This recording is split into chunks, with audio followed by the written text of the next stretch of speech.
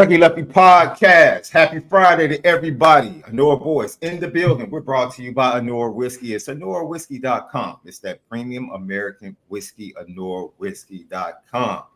And you know what? If you're going to choose to drink and celebrate a Notre Dame victory this weekend, then you might as well do it responsibly. Yep. It's only up from here.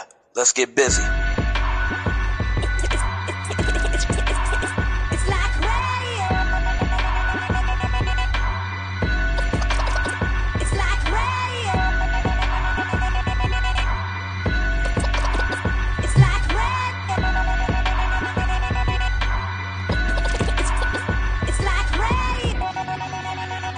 Lucky Lefty Podcast. Sean Davis, MALIK'S, ZAIRE, ONORA Boys definitely in the building. Subscribe, YouTube, Lucky Lefty Podcast, audio edibles each and every day, Apple Podcasts, Spotify. Don't forget Lucky Legends, fabulous stories from former Notre Dame players exclusively over at patreon.com/Lucky Lefty Network, along with Players Only, the only podcast show with 4 former Notre Dame players recapping the previous week's game and previewing the upcoming game. Exclusively patreon.com/Lucky Lefty Network. Just $5 a month for all of that incredible content. We're adding shows each and every week. Patreon.com, where the players play. Players only. X, Instagram, TikTok at Lucky Lefty Pod. It is a wonderful Friday morning here in the Midwest left. I know you miss these Midwest fall. When the leaves start to turn, it's a little crisp in the air. You get the mixture between, the warm day, and then as night comes, it gets a little nippy, just a little nippy, only as the Midwest can. I know you miss it, dude. Yeah. You're out there with like 152 consecutive days over 100 degrees. It's boring, bro. Over 100 days, over 100 days, over 100. Damn. That's crazy. That's crazy. That's absolutely crazy. Get your GTB questions, all right? It's Friday. Hit us up, GTB questions. Notre Dame, college football, heck, NFL. Had a great start to the NFL season last night. Packers, Eagles tonight. We got Friday night football. Now the NFL's getting greedy. You just gonna take the stage from the high school kids on Friday night, man. High school kids have been stabbing Friday night ESPN for the last 5 to 7 years. And you just want to be greedy. Taking it to Brazil. Petty train. Taking it to Brazil. Yeah, taking it to Petty Brazil. train. For what? Calm down, man. Yeah. And we're gonna talk about, of course, Malik's 3 keys. He's gonna give his clean sheet. And then thumbs up, thumbs down. Last week, left thumbs up, thumbs down. We were at 60%. We got 3 out of 5. 3 out of 5 for thumbs up, thumbs down. Okay. This week, yeah, dude, that wide receiver one and then the Riley Leonard one, yeah, I think, man. we hit the under on the sacks, though. Of course we hit the under on the sacks. We said we went under 2 sacks with that young offensive line, and we hit that. So I'm very happy about that. Most likely, yeah. I thought we would hit that. I think, like, with us being a primarily run-based offense, I still think we are. Mm-hmm. You're not going to take as many sacks as, even on your pass plays, as heavy play action, or you're getting the ball out of your hands fast. On top of Riley being able to be mobile enough to move around a little bit, you put yourself in some good positions. So we're home of the misguided passion. We're committed to making sure that we spin it. Different. Before we talk about your 3 keys, I just want to talk about the choke job we saw on Thursday Night Football once again. Another AFC quarterback going up against Pat the Magnificent. Pat the Magnificent. That's what his name is. Pat the Magnificent. It's magnificent. Pat the Magnificent, bro. And bro, just another opportunity for another quarterback to take him down and wide open receivers, and they just choke. They just choke. Yeah. No. Anything to say for your boy Lamar?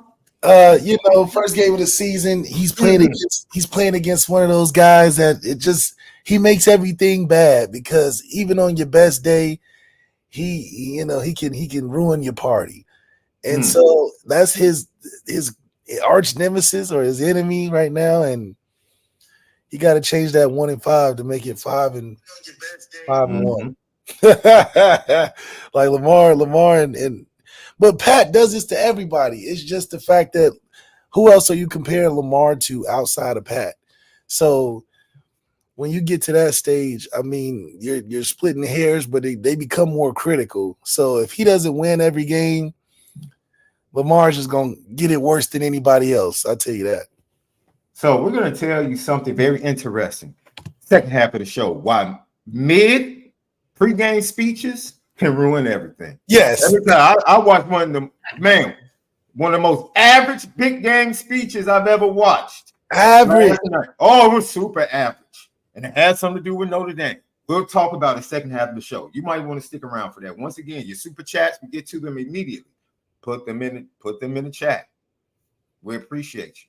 GTB questions, put them in the chat. We get to them immediately. Left, we had this conversation pre-show based upon what we just talked about. The three most unfair positions in sports. The three most unfair positions in sports. And of course, I throw the oops. So of course I'm going to relate it to Notre Dame. Of course I am. That's what I'm doing. That's what I do. I set you up for the oop. Now, we just talked about Lamar. We saw Josh Allen miss the opportunity. Joe Bizzle got him once. Went to the Super Bowl, wasn't able to finish against that. The quarterbacks take all the heat. They take so much heat. This man put up darn near 400 yards of offense against the second overall defense last night, bro. Of course. I mean, just flat out with a new offensive line. Ronnie Stanley is the only, and Lindgren, they're the only leftovers. The only leftovers. Yeah. 3 brand new starters, right? Chris Jones dominating the first half, just pushing dudes around. And then Todd Monken, I don't know what he got lucky in the last play. You left Justice Hill to block Chris Jones? Chris Jones. Dude, Chris Jones should have just ran him over. Should have just pushed him all the way back to Lamar. I don't know why he tried to run around. Yeah, I don't know. But the quarterback, I came to realize last night that these are 3 unforgiving positions in sports. Yeah, you go ahead and you can add to it or correct it. The quarterback, bro. It's just unforgiving. You're going to get all the blame. No one cares about anything else. Someone missed the block. Someone ran the wrong stem on the route. They were late on the break. No one cares. All they see is the ball falling incomplete. Yeah, that's all they really see. That's all they really see. They don't care about that. The hockey goal. It's so unfair, bro, because you can literally save 50. You said the hockey. You said hockey. Yep. Yeah. You can have 50 saves on 52 shots, bro, and lose 2-1. Yeah, lose 2-1. It has to be like he shouldn't have left that one in. Bro, I stopped 50 out of 52. So many that you don't even remember. Because I'm doing my job. Right. And then the opposite goalie faced 20 shots. 20 shots. And stopped 19. Yeah, it's crazy. Yeah, but he's gonna get all the credit. He's gonna get all the credit. Literally, he had to face 20 shots on goal. You faced 52. That's true. Yeah, 52 on shot. Gave up 2 goals. He gave up 1, but he only faced 20 shots. But he's gonna get started the game in the spotlight. That's different. That's different than a pitcher, though. That's different. I feel like it's the same but different because the goalie is right. Okay. A pitcher can throw a whole bunch of strikes, but it's different because that's the game too, right there. Yeah. Hockey is like, man, you just taking on all these blows. It's like hockey's more related. Hockey goalie is more related to an NFL kicker than they are to the other side. I think than a pitcher. I think they're closer to in terms of getting grief. Pitchers don't get grief as much because it's like, okay, you get a home run hit on you, it's understandable type because the averages are like was it 0.3? You're a Hall of Famer or something like that. Yeah. So they get the benefit of the doubt. Goalies and NFL kickers do not. They could be out there all day, nailing extra points, like you said, stopping 50 shots on goal, and they just won, or they missed one game winner or something, and it's cut him. Get him off the team. So you know what? We can add. We can go. Yeah. To a lesser extent, Zane Gonzalez didn't miss a kick in college. Missed his first 2 kicks in Cleveland and never played again. Never played again. Yeah, that's true. Zane. Oh, on the flip side, your boy, Blake Groupie. The Groupie was inconsistent at Notre Dame, had the best pro day of his life. And went to New Orleans. It was like one of the best kickers in the NFL. You're right. Yeah, it's crazy. It's crazy. The life of a kicker can be crazy. You can see Justin Tucker starting to slide. Yeah, you saw. Yeah, he's starting to slide. Yeah. Yeah, he's not as consistent from over 50. So yeah, but quarterback, hockey goalie. You pointed out golf. But can you beat it? Is it? They're not going to talk bad about you. That's more of you talking bad about yourself. That's like a mental thing. Like you more hard on yourself than anybody would be on you in golf, because everybody understands how golf is so hard. Like, like we don't talk about Phil Mickelson when he doesn't win, like we talk about Ben Roethlisberger when he doesn't win. Because they're like, shit, that's hard field for anybody. I don't know. Maybe people think they can play quarterback more than golf. Or something, but I treat quarterback like religion and politics. No matter what you do, somebody's going to hate your guts. It's just not going to. I have one left that I think is the most unfair. I think it trumps quarterback. Really? Okay. I have one that trumps quarterback. Being the lockdown defender on an NBA. Basketball? The dude that has to stick Mike, or has to stick Kobe, or has to stick LeBron. Night to night. And wait. And literally holds them to 30. Yeah, holding them to 30. And everybody's like, oh man, he lit you up. And you're like, fam, if it wasn't me, he would have 50. He would have 45. Yeah, because you're getting talked about. Yeah. I'm literally doing the best that I can. It's like sticking yokers. It's like the Sixers, right? They were in first place. They had Allen Iverson. And they're like, our missing piece is somebody. We know we're going to beat Shaq in the finals. We go and get Dikembe. For Dikembe to get 33 and 15 put on him in the NBA finals. But you did a good job. You did exactly what we wanted you to do. Exactly what you wanted to do. That always kills me. Exactly what we wanted you to do always kills me, because I'm like, well, he had 40. Like, what did you exactly want him to do? Like, there's nothing he can do. Yeah. It's absolutely nothing he can do. Like, oh, we got to get in his way or slow him down, and he has 40 in a game winner. You're like, oh my gosh. Like, you hear people on podcasts now like, man, Joe Dumars used to shut Mike down. Do you know Mike's averaged 35 a game against Joe Dumars in his career? Getting shut down. Yeah, getting shut down. Averaging 35. It's like, and even Joe Dumars, when they did the show with the Splash Brothers on NBA TV, was like, man, y'all crazy. I don't know what stats y'all looking at. I had a whole lot of help. A whole lot of help. So it is amazing. Some of those, what do you think, guys? LL Nation. What positions are unfair in professional sports? What positions are unfair in professional sports? As we turn to the unfair quarterback position at Notre Dame, do you think Riley Leonard is going to get a fair deal this year? Or do you think it's pretty much playoff success or bust for him?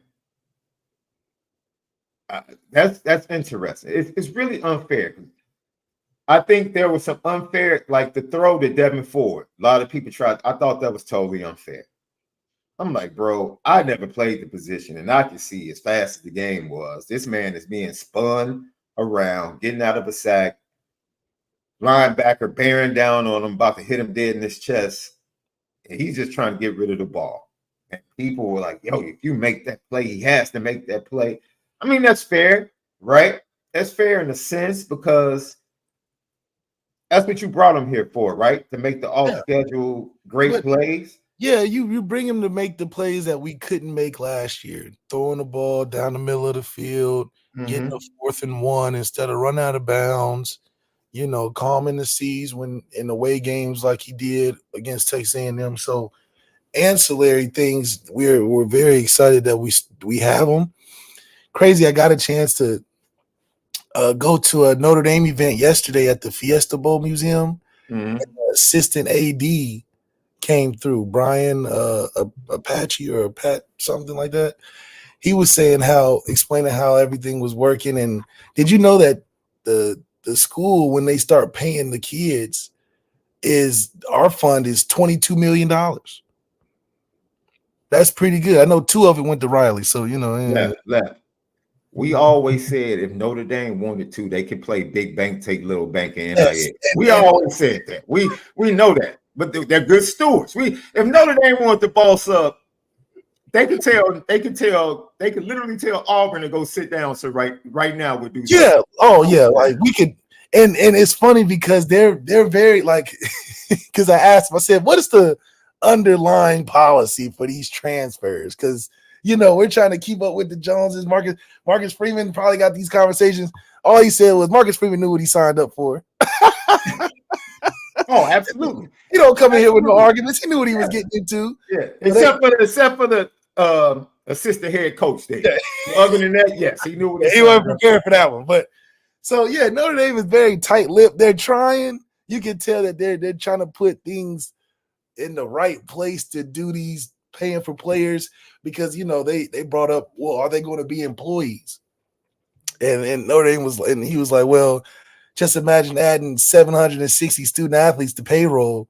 That can be a little crazy. So they're hopefully they can keep it as a separate pool, because if they become employees, that lets the floodgates loose. You liable to get fired. Hell, I think, and Notre Dame firing people doesn't sound like the good stewards that they portray themselves as. So let's talk about this. What is going to be? It's great, man. Great segment. Thank you for the motivation, Lamar Jackson, Josh Allen, and all the failures up against Patrick Mahomes. What is going to be fair and unfair? All the failures. Yes, all the failures. I call it like it is. A failure. You didn't win the game. You failed. Yes, his toe tapped the back of the end zone. So what? At the end of the day, it's incompletion. You failed. You lost. Man, talk about, you should wear white shoes next time. See, I'll be mad about Pat, that was shady by Pat. That was shady. Yeah, Pat the Magnificent threw that in. Like, next time, wear some white shoes, player. That's what I would suggest. Really? That's what you would suggest? Really? That was pure petty. But I did love, as Lamar left the field, he pointed to the stands and pointed down and said, I'll be back. Yeah. I said, okay. I'm here for it. It's going to be another L, but I'm here for it.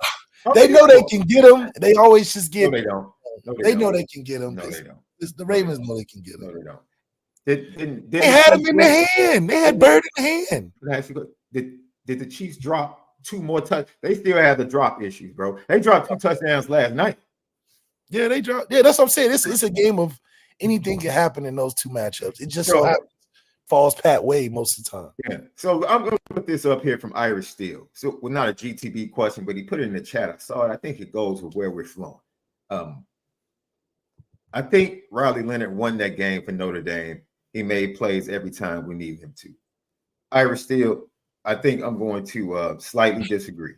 Slightly. This is where the fair and unfair, because sometimes we go a little bit too far left, a little bit too far right. It's always just a little bit too. We're not saying you're wrong. All we needed him to do. Listen to what Marcus Freeman said. He didn't turn the ball over. He didn't turn the ball over. Yeah. I'm sorry, ladies and gentlemen, that he's gonna have to make some plays eventually. Yeah, he'll have to make some plays. He had 0 passing touchdowns, guys. Yeah. Come on. Now that you want to talk about a big time program team victory on the road? That's a team victory. You have 0 passing touchdowns. That's a team victory. That's a University of Michigan special from last year. Oh, special. Because it's like, what are we pointing to say you're the player of the game with 0 pass touchdowns? and we only scored 20-something points, and you didn't run them in. So, yeah, that's a great team win because we have the roster and the depth to make it happen. You also say team win because in that same game, there wasn't a single identifying player that you're like, oh, that's the Zach Branch of the team. Oh, that's the best player in the team that we got to go to and feed him the ball. It's like, we'll get a little bit from over here. We'll get a little bit of help from here. We'll have a guy pop and make a play here. So that's a team victory. Yeah. That's a team victory. Hell, the O-line did well. Especially in that fourth quarter when it mattered the most. Hey, Riley Leonard made plays when it mattered. The O-line blocked their tails off when it mattered. I actually had somebody post comments after our show Wednesday night left that said Riley Leonard was the reason that Jeremiah Love and Jadarian Price got the yardage they got. I said, come on, man. Here we go. I mean, y'all cape for Riley like this man is paying your electric bill every month. That cat Riley had the Xbox and the PS5 joystick in his hand as he handed it off and juked and ran over the linebackers. I didn't know he had that capability. Left, I did not know that. I mean, we giving the man credit for another man. Dynamic. He's pretty dynamic. We giving the man credit for handing the. We gotta stop this. Okay. If he don't have no pass touchdowns, just leave it at that. Y'all now taking the credit from the running backs and putting it on him like he was responsible. Like, come on, just say he can do better and move on. My goodness, we done took the credit from the player of the game, who I said was going to be the player of the game. You did. You called that one. You called that one. Take that. That was one of your thumbs up. That was one of your thumbs up. And you gonna say, "Oh, it's because of right." Come on, man. What? I would hate for this man to have a bad game. No, I would hate for this man to have a good game. This man actually go and throw 3 touchdowns for 300 yards and do something crazy. I can only imagine the type of gas that'll come from y'all. Just say the man, we won. Good grief. And in this game coming up, it's not going to help. I think this is where fan bases set themselves up. Because they set themselves up with Sam Hartman last year. Oh man, and we tried to tell you a couple of games, and we tried to tell you, calm down, wait. We have to see him against Ohio State, and Ohio State exposed laid it out. This is who he is. This is who he is. This is what he can't do. This is what he can't do. That's absolutely. And unfortunately, Riley Leonard does not have. Maybe Louisville might be kind of a litmus test. What is the litmus test? He's not going to have one, and games are only going to get more winnable for us as we move forward. And I hope he does well. It's like this NIU game is not going to help the fact that we're not going to be tested in the near future. So he might go for 1,000 yards or something. Like it's possible. Have you seen what we have? I'm going to give you 3 to 4 statements. You tell me whether or not they're fair or unfair concerning Riley Leonard. Okay. Fair or unfair? Because we're fair people on the Lucky Lefty podcast. But people try to say otherwise, but it is what it is. It was only game 1. It was only game 1. That's Give fair. him time. That's fair. Okay. Yes. Okay. Yes. That's fair. Game 1. Give him some game 1 fairness. Okay. Riley Leonard has to get better throwing over the middle. 100%. That's fair, and that's logical. Okay. I mean, we saw it. I mean, that's fair. Okay. The last 2 good defenses that he's played against, Riley Leonard, out of his own mouth, said, "It took me 3 quarters to get settled." Oh my God! That was against Notre Dame last year and Texas A&M this year. The same script. Is it fair or unfair to say he's going to have to change that narrative when he faces USC or a playoff team? Unfair, because if the 2 games you've ever played are the ones you're mentioning that they take the longest, come on, man. We hired this gun specifically. He led comebacks in both games, though. Just like Dak Prescott will lead a comeback, but he's going to start down. They're going to start down. They're going to start from behind. Of course. Wow. You're crazy. You're crazy. So we was down. We was down in the game. Yeah, we're down twice. 3-0 and 6-3. So yeah, that will happen more often than not. Mm. In tough games, we'll be down, and it's going to take Riley to wake up. And, we come to the last quarter, I guess, the way he putting it. I mean, he's like, look, guys, I'm going to have y'all panicking for 3 quarters. I'm going to wake up at that 4th one. We're going to figure it out. It's going to take, this is a fill in the blank for you. Fair or unfair, it's going to take more than 3 games for Riley Leonard to get acclimated to this offense. More than 3, so 3 plus? 3 or under. It'll take 3 games. Meaning by Louisville, he should be ready to go, fully active. Ready to go is 40 points a game, and you're throwing 250 plus. Because remember with Sam last year, we said we're expecting 250 at least, 2-3 touchdowns. Riley Leonard should be able to accomplish that. Like it does it from going from 23. Is it fair to say he should be throwing for 250 with the 2 running backs he has?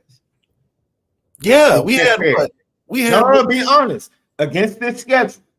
Because honestly, if Notre Dame, if they do what they do, the starters should be done by the 3rd. They should be done by quarter 3.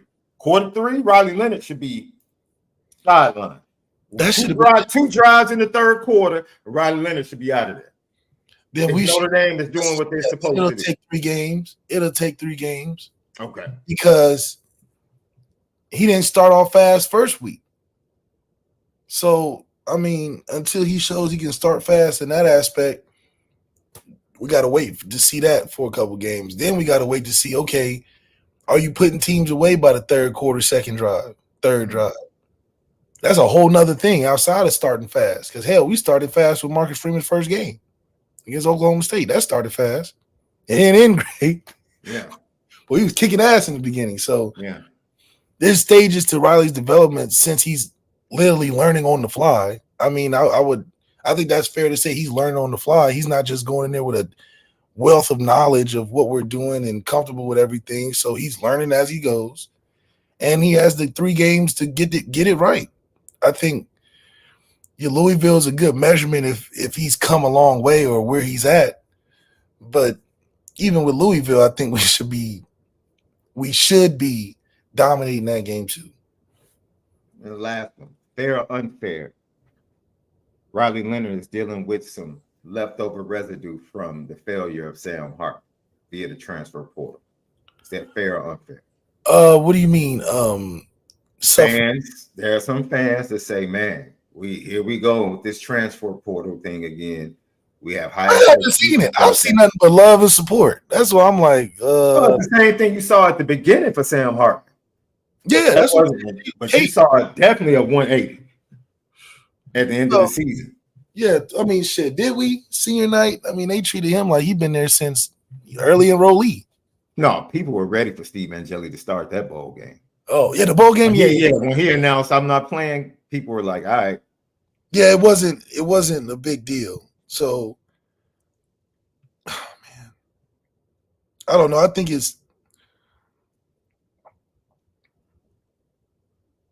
we'll see. Malik's 3 Keys brought to you by ONORA Whiskey, NORAWhiskey.com. Premium American whiskey at NORAWhiskey.com. Malik's 3 Keys and the Northern Illinois Huskies invade South Bend and Notre Dame Stadium on Saturday, 2:30 p.m. Central. That's 3:30 p.m. Eastern Time. Thomas Hammock and his Huskies come in. Ontario Brown, Ethan Hampton, and Trayvon Rudolph are 3 really good. They're 3 really good players. I think all of them could play Power 4 football, but I'm very interested in seeing, how they stack up against the defensive talent for Notre Dame this week in that depth. Yeah. So your 3 keys, you've heard all week, Marcus Freeman talking about keeping these guys focused, getting the phone call from Jim Tressel. The players who we'll hear from in the second half of the show as well, they talked about the need to stay locked in. Malik's 3 keys versus the Northern Illinois Huskies. 3 keys, start fast. I talked about a little earlier. We want to be able to get off and score at least 21 in the first quarter. I think that's the goal to strive for because, like you said, I would like to see that second, third, maybe fourth unit or guys on the lower half of the depth chart get in and get some run into the third, fourth quarter. And the only way to do that is you got to score at least 21 in the first or make it hard to come back from early. So starting fast and scoring 21 in the first would be my first key. Second key, let's have a passing touchdown. I'm not just one, but let's see if we can strive to get at least 4. I think 4 is a good number because 1, it makes up for last week, and 2, it shows that Riley does have some skill. It takes skill to get 4 touchdowns. You know, you can get lucky and get 2. It takes skill to get 4. You know, because you're consistent. So that's a hard reaching one, but I think it's something that needs to be strive for. I mean, hell, you a top guy with no passing touchdowns. How do you get to New York?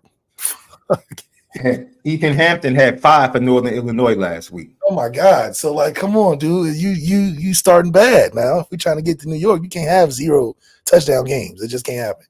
Last one, I think it's hard to give a defensive one for a team that I just think we're over like we're just way better than defensively over their offense. But it's the same thing. The NIU's gonna run the football, so limiting NIU under 100 yards, I think is the goal, because if we could do that, then I know that secondary is going to come alive if Ethan starts to throw that football. A lot of blown coverages by the worst team, one of the worst FCS teams that Western Illinois is off. And it's so funny, Left, because if you go back, Western Illinois has put forth a lot of NFL talent over the lot of 20 years, bro.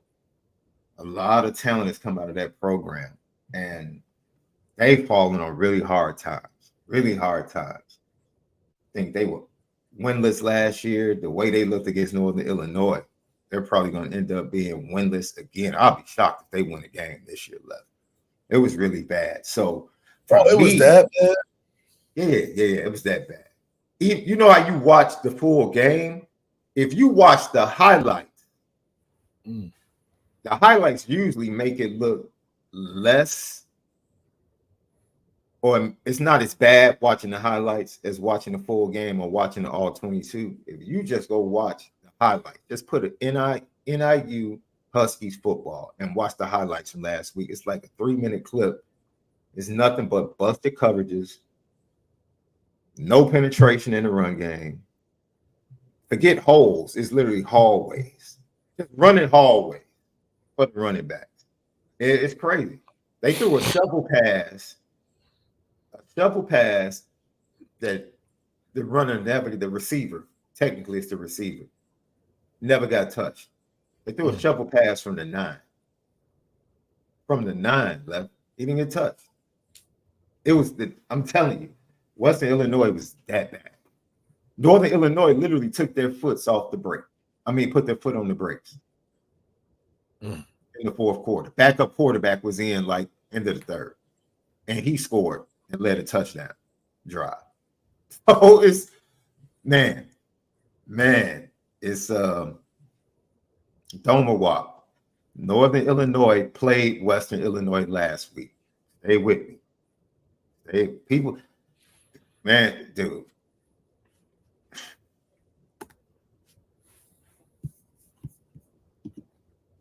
Let's Left podcast. So bad. You know, sometimes people get uptight, man. We're just in a world where everybody wants to counter, man. They just want to everybody feeling I got to counter.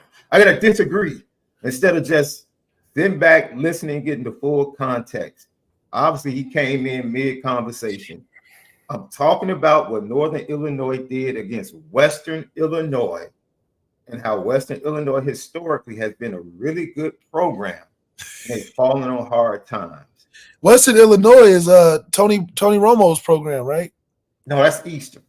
Oh, damn, they got East, West, and North. All of those programs were really good. Like stepping stone programs back in the day when the transfer rules were different. Yeah. If you went to Eastern or Western, a lot of those kids ended up in Illinois. A lot of those kids ended up in Missouri. Oh, so that was like JV. Yeah, it was like a feeder school to like the local schools, the Power 5 at that time, Power 5 schools that were nearby.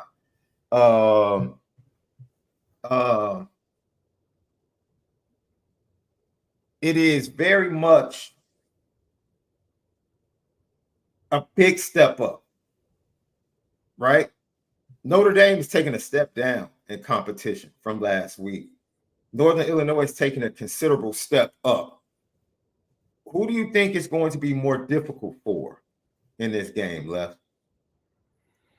Probably just offense. I think just our offense to stay more consistent in drives. I think the Devin Ford play stands out, but that play could have extended the drive. Denver got a touchdown.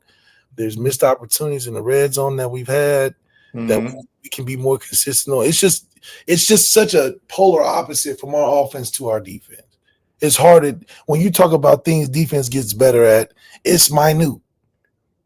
It's things that are like, okay, that's just he just got to see it more or whatever the case is. We have an execution problem sometimes offensively. So the gap, I think, closing that we'll get closer to that as we go through the season. Like a Northern Illinois game is a game where you close the gap. How so? Scoring 4 touchdowns, being dominant. As far as perception. So now is Notre Dame building a perception to the rest of college football, the rest of this schedule? Is that what you're saying? We can help build a perception of, oh, these guys are nasty. It doesn't matter who they're playing. They're putting up 45 and playing their young guys by the third quarter. That's what Alabama was doing. Hell, Georgia does it every week, except now they've taken it to a level where they're putting in their young guys in the first quarter. They're integrating young guys in the first quarter to play. So, I think that we have enough talent on the roster to where we don't have to, kill our starters with a heavy production load against teams that we can get out of here by the third quarter. Let this still be an Angeli season or a Kenny Minchie season by doing what we're supposed to do early on. And I think you would get the most out of more players. Because when we was with Brian Kelly, like we had Josh Adams and Dex and all these guys, we'll give Josh Adams the ball 1,000 times. When we had CJ and Josh Adams and Dex, we gave CJ the ball 1,000 times, ran him into the dirt. Literally ran him into getting injured. He was injured going into the league, and it's just crazy. Josh ran him into the dirt, 33 trucked the whole time with running backs on the roster. By the time he got to the NFL, Josh Adams. He had 2 knee braces at running back. He was done. Yeah. 2 knee braces at running back. Come on, bro. You might last 6 weeks in the NFL. So it's like now we don't do that. Now it's like, Dina McCullum's just round robin in the room. Who want to go? And he I like how he's, as much as Jeremiah Love, in my opinion, is the one, Jadarian Price got it in crucial moments in the game. Yeah. It was a hot hand thing. Yeah. He was sticking to the 2 top dogs, but hey, he's not afraid to put in the running back by committee either. Yeah. Were you done? Did you get through all 3? My last one. Mm-hmm. Yeah, because I got off on it. It's hard to give a defensive one because I did. The last one was a defensive. We can stop a running. NIU's the Ontario Smith kid. Ontario Brown. Not bad. So we can slow that down. I think it give us more opportunities to get the ball back on offense, so we can score more points. More 3 and outs equals more points. That should be our ideal theme for this game. Yeah, it was very impressive what the Northern Illinois Huskies were able to do against the Western Illinois Leathernecks. I always want to say that. I always laugh at their Western Illinois is a great party school, by the way. At U of I, we used to make the trip to Macomb a lot as Illinois students. That's got to be in the middle of nowhere. It's in Macomb.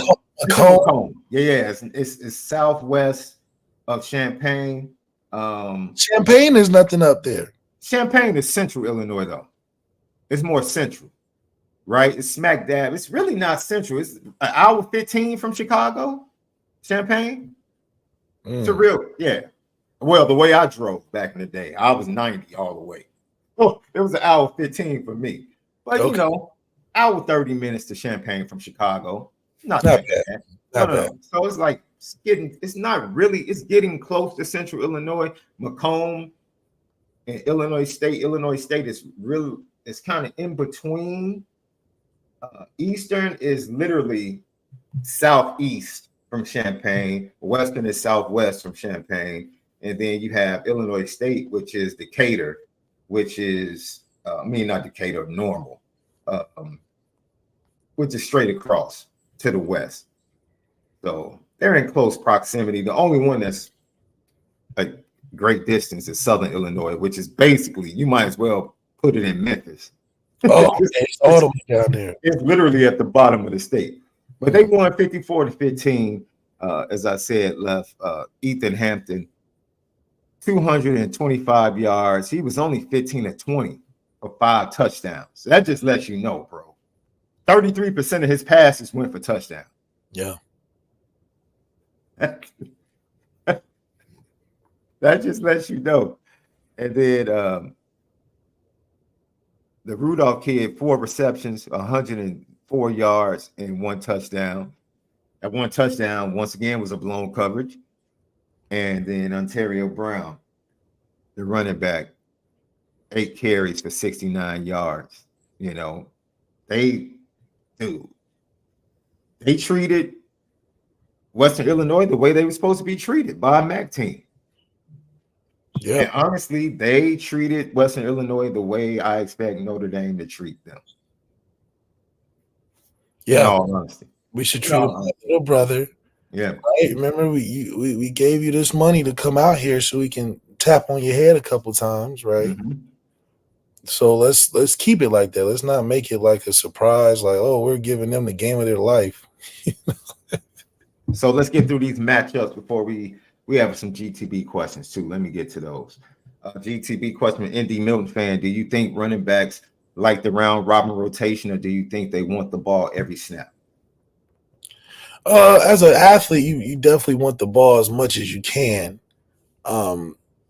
Now in 2024, everybody's thinking long term and brand and staying healthy and all that. So, I don't think the callus is there to take the ball 25, 30 times a game. So I'm sure they have a good community thing going. For us to be recruiting at a high level in the running back room, dividing up the bread like we do, those guys got to have a selfless personality to begin with. Because, hell, if I go in there, I'm a recruit, I'm Keedron Young, I'm like, I got Jeremiah Love, I got this guy, I got that guy, I got this. I don't know. If I'm selfish, I want 30 carries a game, I'm not going on there. Facts. So for their personality to be like, oh, running back by committee can still get me to where I want to go, credit to Dina McCullough, obviously, but also credit to those guys that you find the right guys, hell. And that's a lot of what the assistant AD said yesterday. He said, listen, we got to find guys that more of the guys that fit that mold for Notre Dame. We might not get the most attraction because of the bank situation or our tough policies, but if we can find more Notre Dame guys, like the way Marcus Freeman has been doing them, the assistant AD thinks we got them, but I don't think we got them yet. But he said they're out there. I'm like, yeah, but we're keeping up with the Joneses don't always fit in the policies of what we carry as Notre Dame. So how long does that ride next to each other? I also asked him, I know this is off topic, but I also asked him about would playoff positioning being at the highest that we can go as 5 and those games being cold in December for that first round, would that push us to potentially join in the conference? Because, I can only imagine. He said, well, the way they set it up, this is the best place we could be to get the most out of it. He said, well, 8 years from now, maybe. We got to see how it goes. Yeah, we got to see how it goes. But he said the way Jack set that thing up, he feels like Notre Dame is in the best position they can be, being independent and all things included. Agreed. GTB question from my guy Irish Gordian, not What is an impressive stat line for Riley Leonard against Northern Illinois?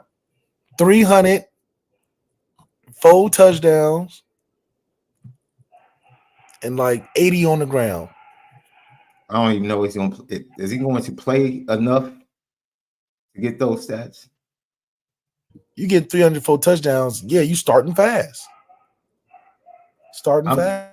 I'm going to say 2. I'm about to lower the bar really low. I can't even believe I'm doing this. 15 for 22, 233 touchdowns. And leaves the game after one drive in the third quarter. 230 on 15 throws. You balling. Left, I told you. You balling. Yeah, I mean, you know, I wasn't focused on the. You balling. Shit, you. Okay. Yeah. Some chunk plays. Yeah. See, that's what I'm talking about. That's what I'm talking about. So that means we got to run the hell out the ball then. That's all that means. Yeah. Yeah.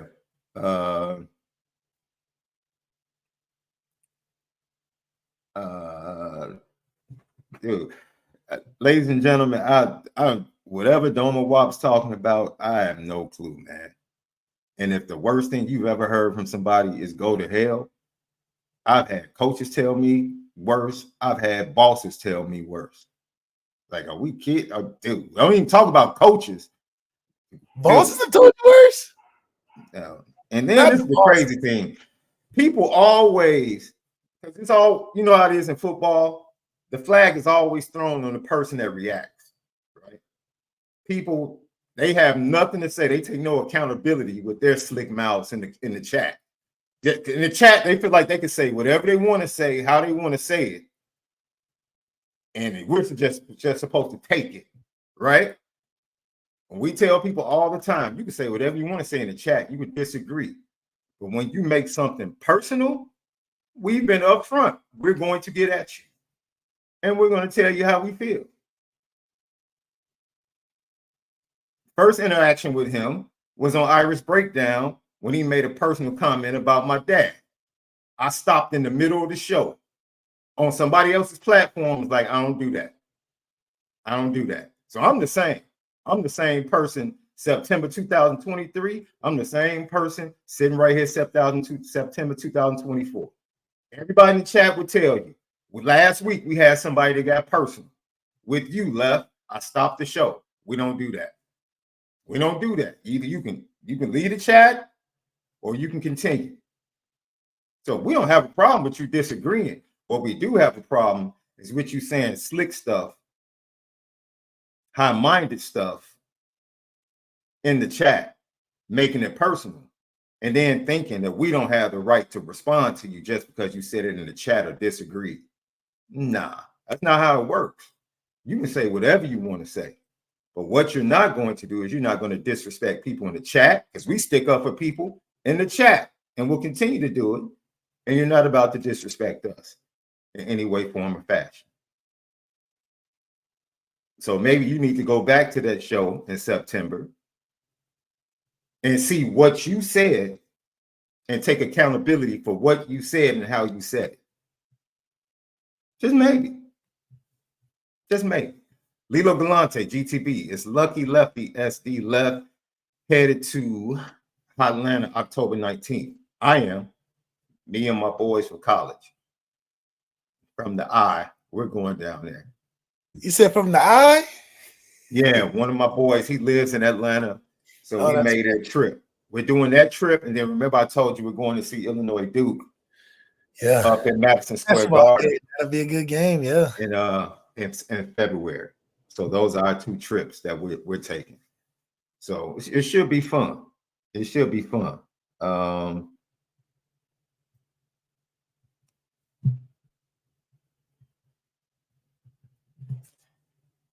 Man, stop bringing up church, dog. You can't. There's another thing. You can't. I know my call.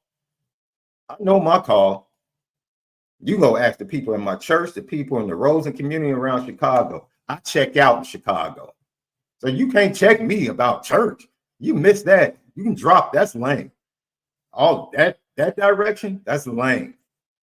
Now you're being a super lame.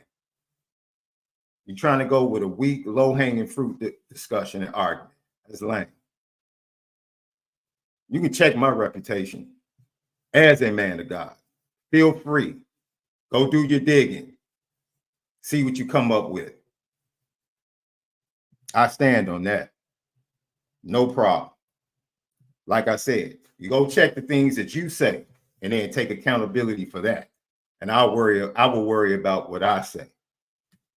And I'm fine with that. I'm fine for that.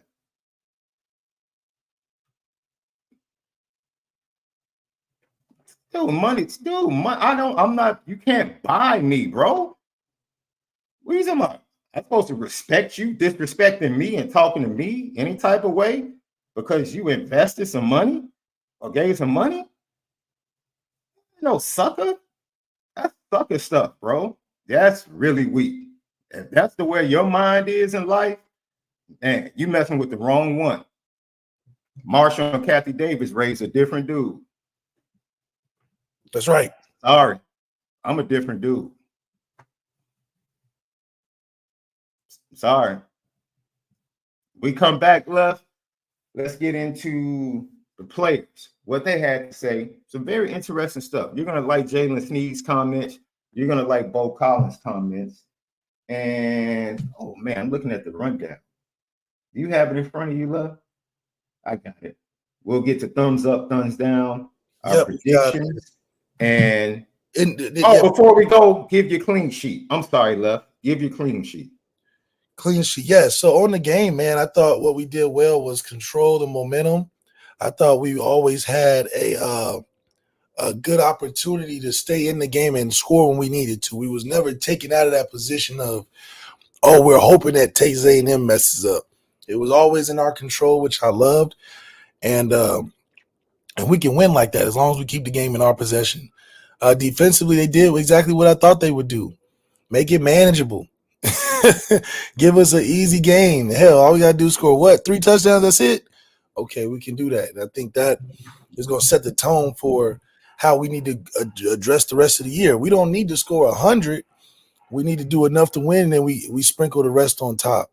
And then lastly, to see our special teams make an impact, change the field a little bit, shows that all 3 phases of the game are operable, but also we need all 3 phases until we figure out what that identity is going to be to start kicking off these points. Lucky Lefty podcast. When we come back, we'll get to it, man. Can't wait to see you guys' predictions as we put them up. And then we have predictions from Reg and Oscar too. Lucky Lefty podcast, home of the misguided passion. You already know. We spin it. Man, my computer's acting crazy. Different. Hey.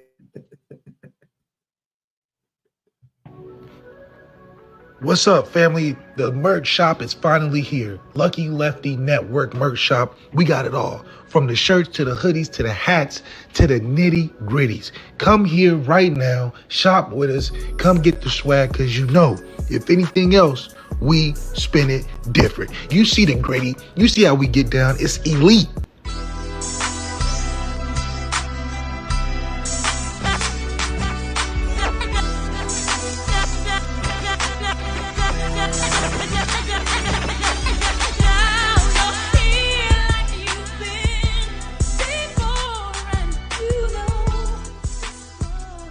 Lucky Lefty podcast back in the building, brought to you by ONORA Whiskey at ONORAWhiskey.com.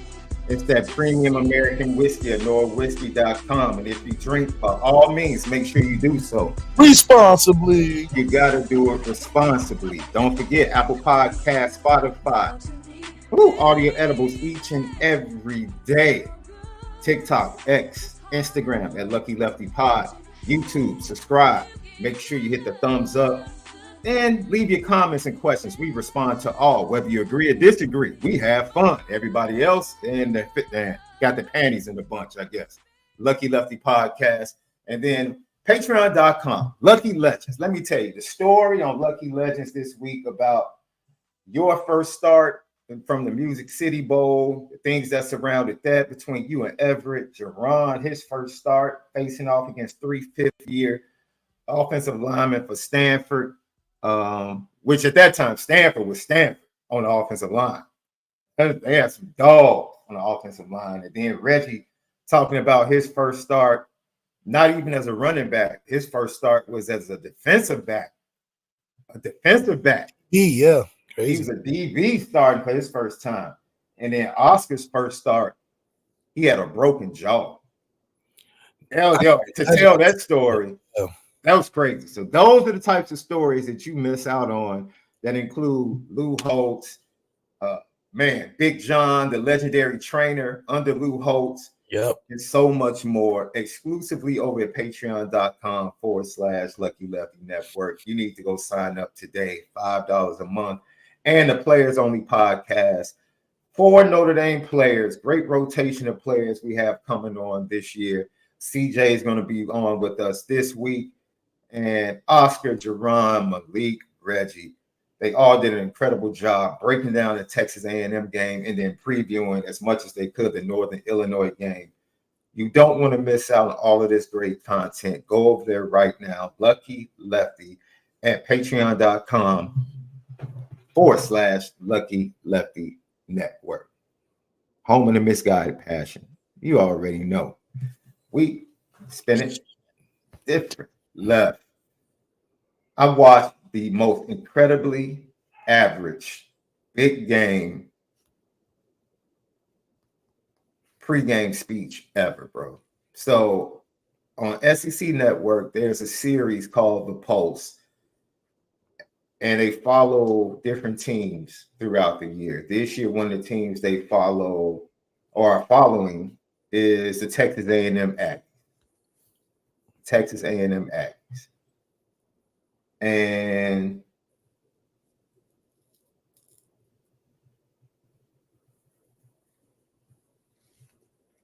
Coach Elko, his pregame speech was absolutely mid. It was I'm sitting here and I say that because we saw Marcus Freeman coming out the tunnel. We've had several players in the post game and throughout this week talk about the pregame speech that he gave and how everybody in the room was fired up. GAs, coaches, players, everybody was fired up about what Marcus Freeman said pregame. And then he got them even more fired up as he led them on the field. At the tunnel, yeah. Right. Ladies and gentlemen, I wish I had the clip. Copyright infringement. It would be audio. And I just decided to let it go. But if you have a chance to DVR or look it up on YouTube, The Pulse, Texas A&M, episode 1 from this year, because it goes to their fall camp and does the Notre Dame game. It was the most. He had to use AI. He had to use AI for that. Dude, some guys don't got it though. Some guys had to use AI. Somebody don't got it. Man. It was the most uninspiring pregame, big game. Uninspiring? Yeah, it was just. I was like, Mike, that for your first one, and for that one to be your first one. I expected a little bit more left. I did. But how can you? He's never been a rah-rah guy anyway. He always felt like he gave me corporate office presentation, PowerPoint slide speeches. Yeah. Super chat from my guy, ND Milton fan. But you said pregame speeches can ruin the mood. You said that. Right. You had your most tense moment right before you run out, and then you get this lame, unenergetic speech. You're just like, oh my God. It's all a build, right? It's a build. It's a build, and you flatten my build off. Yeah. You keep me on my knee for a long time, and you just it's too quiet, and you ain't talking about nothing, and we don't believe you. So yeah.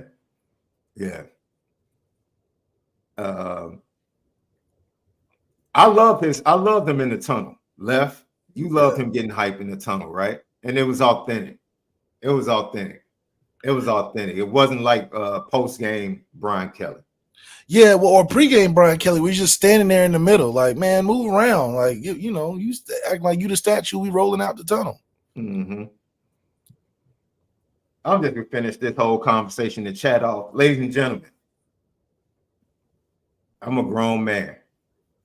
I deal with things face to face. I don't have to go on somebody's platform to deal with things. Old boy has my phone number. Oh, We'll just put it out. Yeah, he has my phone number. If he really wanted to get at me and say something, he should have done that. You don't wait to come on a platform. That's enough said. That shows me everything. Well, if he got your number, yeah. Yeah, and I have communicated, and everything that he put about what he gave, I literally text him after that September 20 and thanked him for what he did. After that, there was correspondence. And now, you know, this showboating today, I don't know. You know what, Father God, whatever this gentleman is dealing with in his life, whatever has his spirit, man, off and unbalanced, we speak that you bring his life and everything back into balance, that he will be able to move forward and move on from things that he's holding on from over a year ago. Because obviously it's really burdensome to him. So free him of that and release him into his blessings and abundance in his future. In Jesus' name, amen. What'd you say? Bro, that's real. I don't have time. Release him to his blessings, Sean. Release him. You had to. I don't have time because I don't hold on to that stuff. I told you. I moved on. There was a correspondence even after that. And if he wanted to say something, he could have called me. Could have called you. Having the number puts you out there. Now you out there. Or text me. It's as simple as that. Waiting to come to a platform? Come on, man. How many chances is this staff going to give Mills? Has he actually gotten any better in the last 2 years? Or, can he lift so much? All 20, he gets bullied more than anyone on the all 22. Riley Mills. I'm assuming he's talking about Riley Mills. Well, I don't think anybody really thought Riley was like a first round. He's not a Fauski. He's a Kurt Hinish. You know, he'll probably make a team and, you know, be a compliment to a superstar guy somewhere. But Riley was never the X factor weight anchor of the defense. Mm-hmm. We're like, oh man, without Riley, we couldn't do this, that, or the other. Riley's just been a player that's developed over time, earned his stripes. He gives good production. It may not be what we want from a Jalen Sneed or some of these younger impact players, but, you know, Riley understands this is his last year because he probably sees the writing on the wall, the talent in the D-line room, what's getting recruited, what's happening and shaping the program. Him, Steve, all these guys are like, yeah, this is probably my last one. Yeah, you getting pushed out through the bar raising. Mm-hmm. Would Riley be recruited now in 2024 as a freshman? Probably not, because the standards have changed. Hell, Riley, you got to do 3 or 4 different things on your film now. You got to run down on special teams. You got to play defense line. You got to play a little bit of offensive line. Hell, if you play tight end and catch the ball, you got to do a little bit of that too. Mm-hmm. Recruiting's different. So, yeah, this is like, that's what I said. If Steve don't play now, he'll never play. Because the bar has been raised. He just happened to fit that tenure, so we didn't want to get rid of him. You know, you keep that tenure position. But after that, you got to, hey, we got up-and-coming talent that need to play. Mm-hmm. Audric Estimate saw the writing on it. He said, hey, I can't come back. And I'm about to get drafted. I can't come back. Yeah. Which is fine. You know, hey, shit.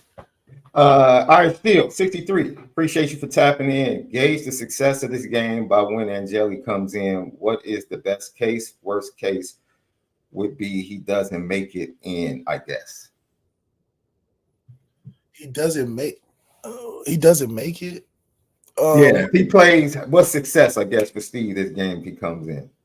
I assume he's playing. He should. If he doesn't play, it would be disappointing to me. It'll be disappointing on the staff. It'll be disappointing to me for the staff. How are you not preparing a game that you know you should win by having a plan for these younger guys to get in or get filtered throughout the game? Because we're thinking long term. We're not thinking, oh, we have to win this or nothing. This is only setting the stage for how we execute these other games. right? I mean, we need to have a plan in place if you putting in guys that are young.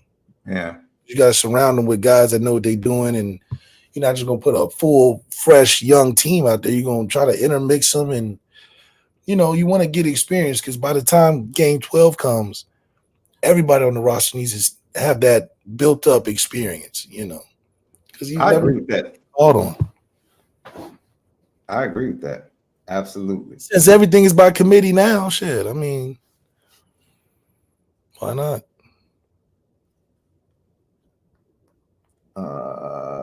No, this one from Gino.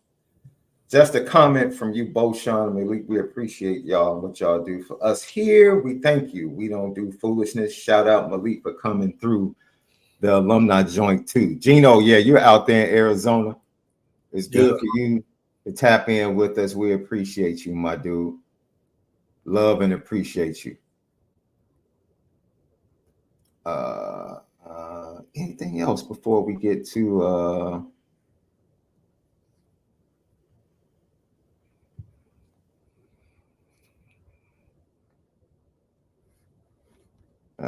let's see. I think that's it. All right, Love. Let's get to some of these players and what they said this week. Northern Illinois comes in to face off against Notre Dame, 3:30 Eastern time. And Bo Collins talked about handling things and moving forward.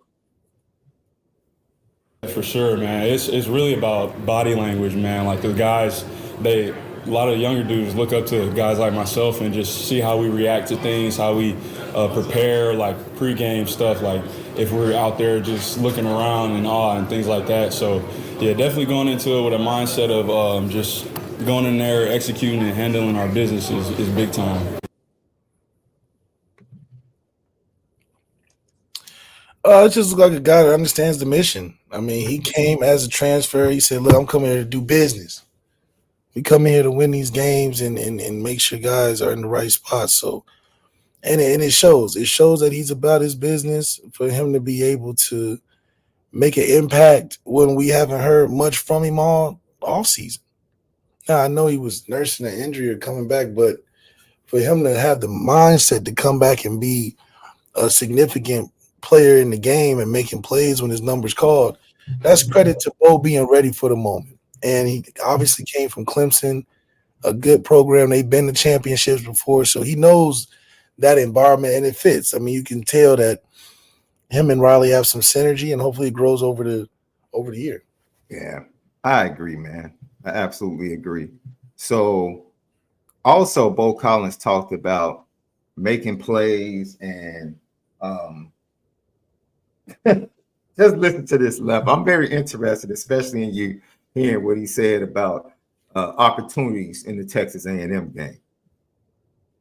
And I knew I could get some of those deep balls going, but I wasn't overly anxious, wasn't pushing it for Riley to speed up his reads or anything like that. I just wanted him to be comfortable back there, get the rhythm of the game and things like that, and it was all going to take care of itself.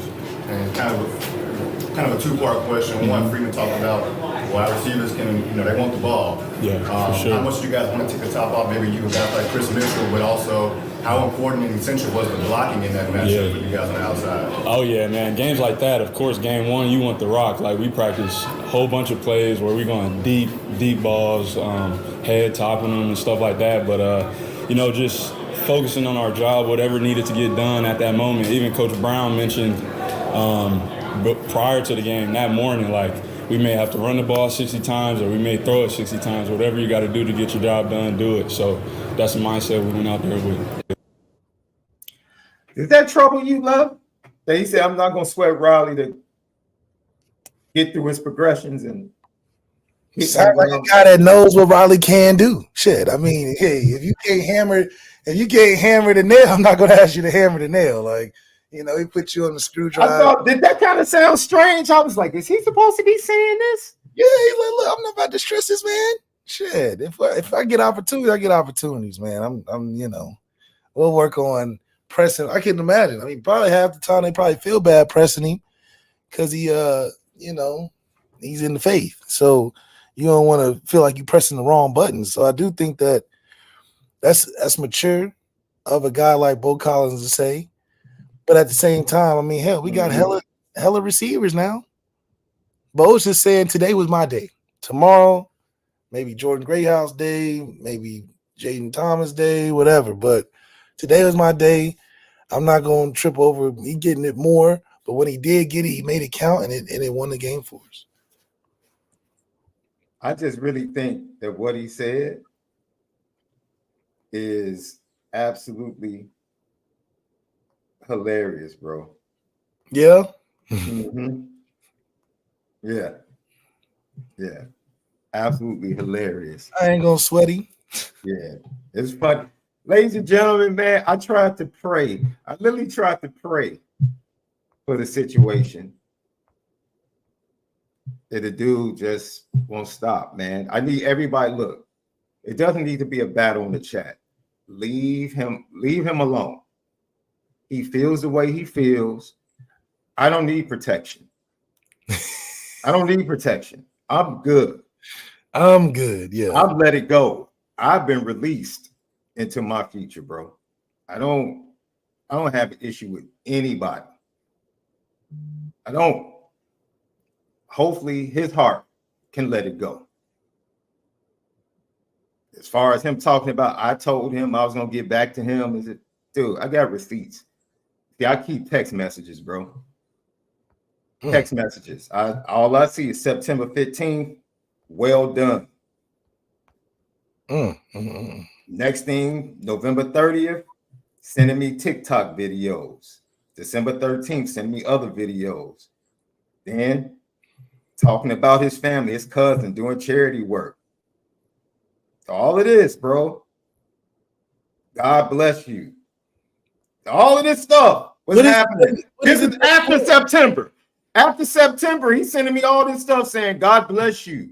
And now he wants to step on the platform today and have an issue when he's been texting me the entire time after September 23rd. That's where it gets cornball for me, bro.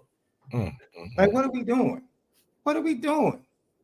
You take the time to text me about everything else, and now you want to step on the platform and get a spotlight? That's not the way you do things, bro. Well, if you want to say the way I spoke to you is not the way you do things, the way you're operating as a man is not the way to handle things. It's not. So there you go. There you go. And my phone is still right here. The number's still the same. Still haven't received anything since you feel that way. Lucky Lefty Podcast. Jalen Sneed said he was fired up not only after the game, before last week's game, and then going into this week. Wait till you hear what he says moving forward, Left. But he talked about being fired. Great to see all my boys playing fast, playing hard.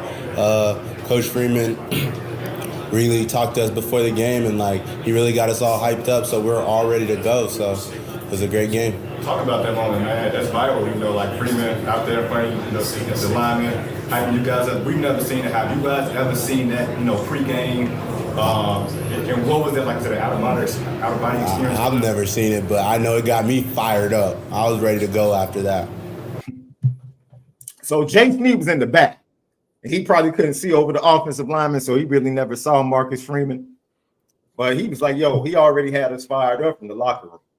Even if I didn't see that, he didn't pull a Mike Elko pregame. He gave a good speech. Marcus Freeman was sweating like the kids coming out of the tunnel. That's why I play for him. I play for him. Ladies and gentlemen, did Coach look bigger? No, he lifts with the team. Okay. He lives with the linebacker. Freeman looked like he down a little bit this offseason and got a little, he looked a little. Yeah, he in there, yeah. That shirt looked a little medium-ish. Because they said, Coach, you got to show us how to do some of these drills now. Yeah, he was like, well, I need to he had to wrap up speed, agility, all that, man. Coach still got it.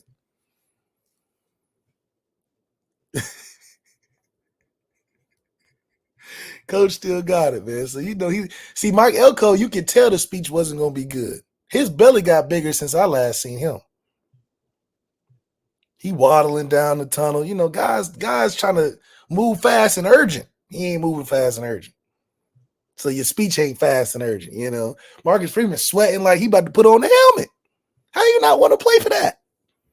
Man, it's funny. It's funny. Hey, guys, let him be, man. Let him be. Yeah, stop feeding the energy, man. Let him be.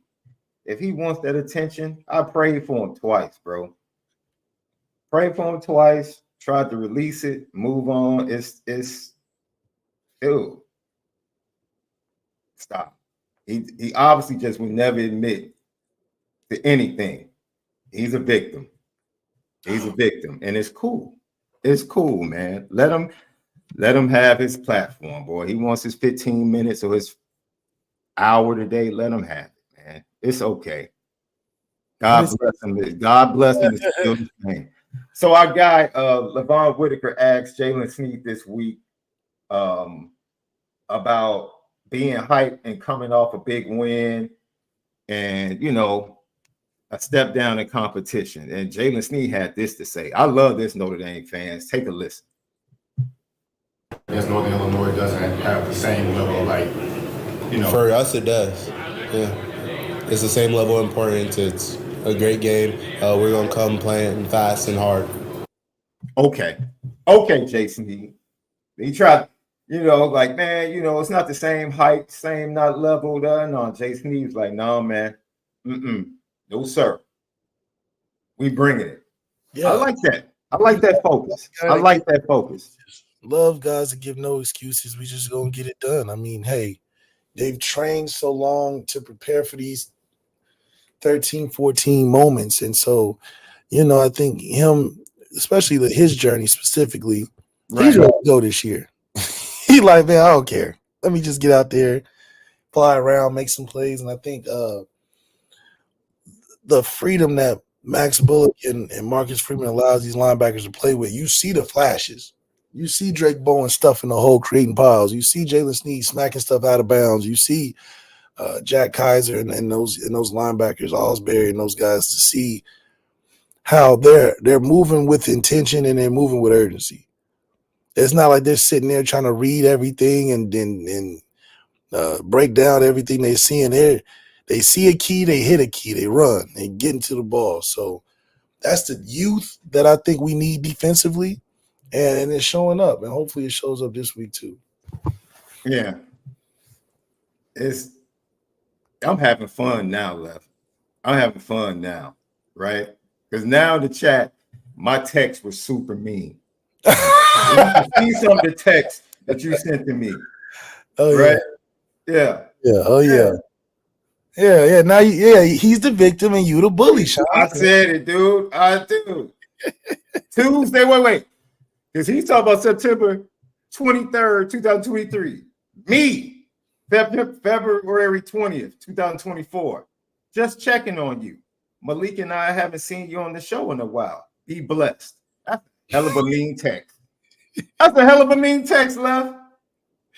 Nah, man, you the bully, man. Nah, you the bully. You the bully, yeah. dog. Once again, April 10th. Man, just checking on you. We hope you're doing well because we appreciate you.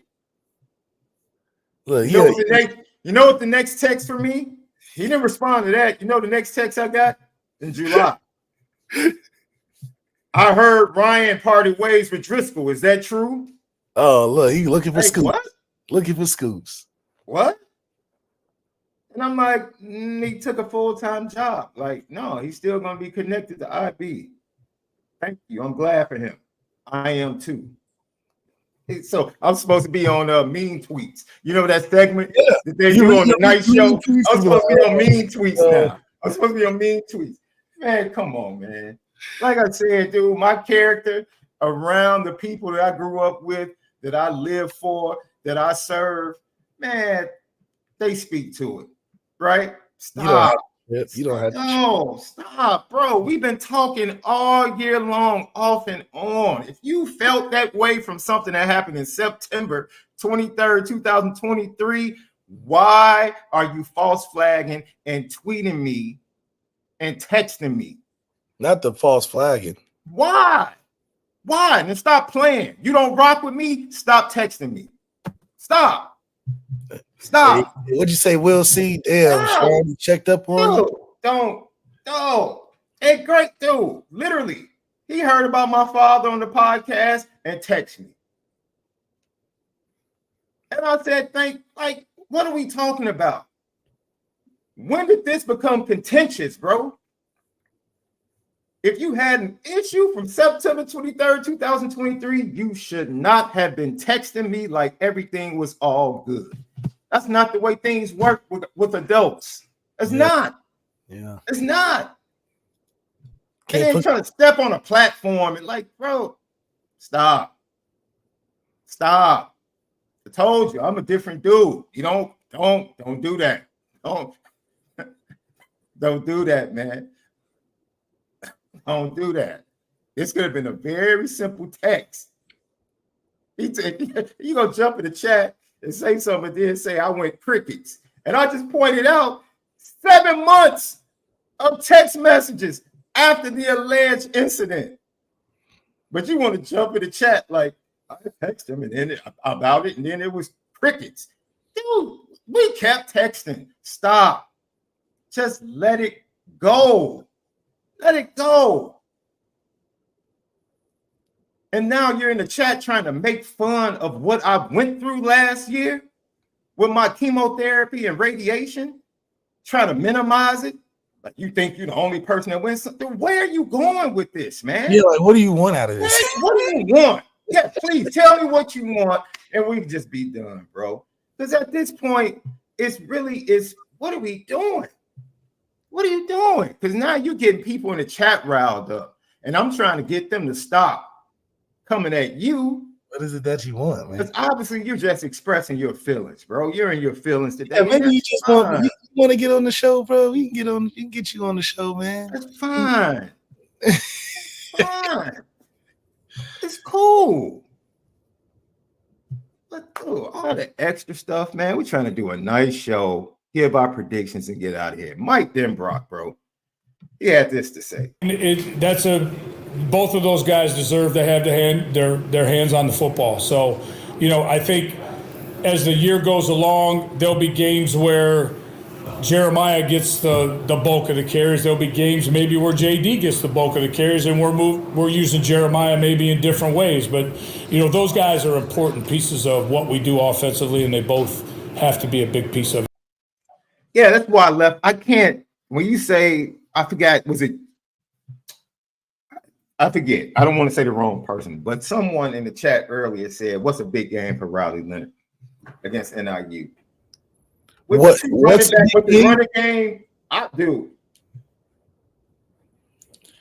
A big game's got to be obviously, early on doing what he does best. So if his strength is running around and shit, then this good game is having 200 yards running around and shit. I mean, couple of touchdowns, things that we were infatuated with while he was at Duke.